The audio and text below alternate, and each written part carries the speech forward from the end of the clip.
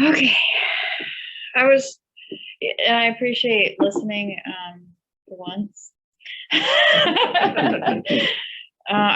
Here's what I've been thinking about is I remember one time when I was I've been kicked out of so many places in this county and moved so many times. I've lived in halfway house. I mean, I said this before. I used to live in Oxford House. Got kicked out of there too. But that was because it's hard to get along with other girls. What can I say? And I wasn't emotionally mature. I hadn't been able to like take advantage of like therapy and like recovery and like all these things that I have the privilege of now. But there was one time I remember I just had to leave this housing situation that I was in. And so I went and took my tent down to Illahee and I put it up. And then I left Illahee to go try to get the $15 from someone to go stay there. And by the time I had found $15, I had also found another couch to sleep on. And it was late. It was like 9 o'clock. I couldn't get back into Illahee anyway. So I had to go back the next day with the $15 this person gave me, whose couch I slept on, to go get my tent back. And just knowing the time that all this took place was nighttime. And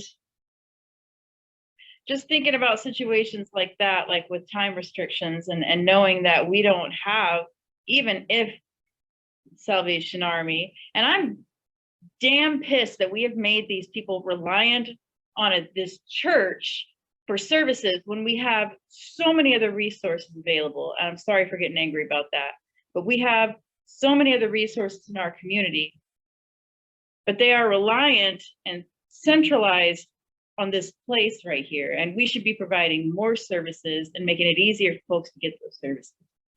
But a time restriction has problems too. I would be in favor of making a motion to repeal it at the next meeting and seeing where the vote lies and seeing where the majority vote goes. Or we can reach a consensus today on that because it's an illegal ordinance. We have an illegal ordinance on our books. Why not just repeal it while we continue to work on proper wording? Because that continuation is going to happen. We're not going to have an ordinance next week.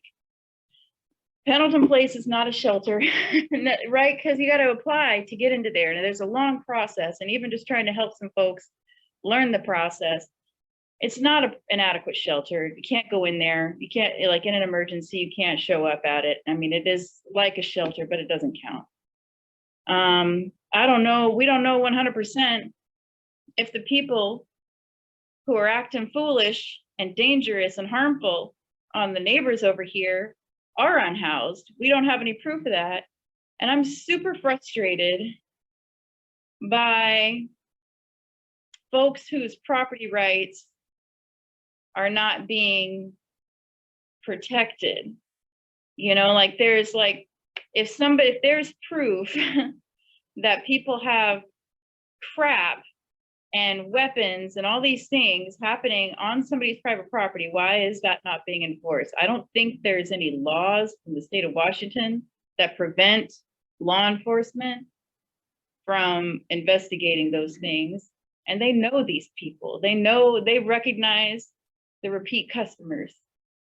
So we have a vulnerable group of people on a whole lot of levels, like unhoused folks, children, MLK, they deserve, I mean, like the Marvin Williams building deserves better. Martin Luther King, like a street named after Martin Luther King, deserves better than the treatment that it's being given.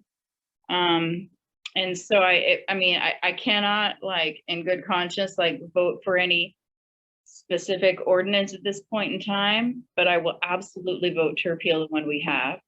So thank you. That's it.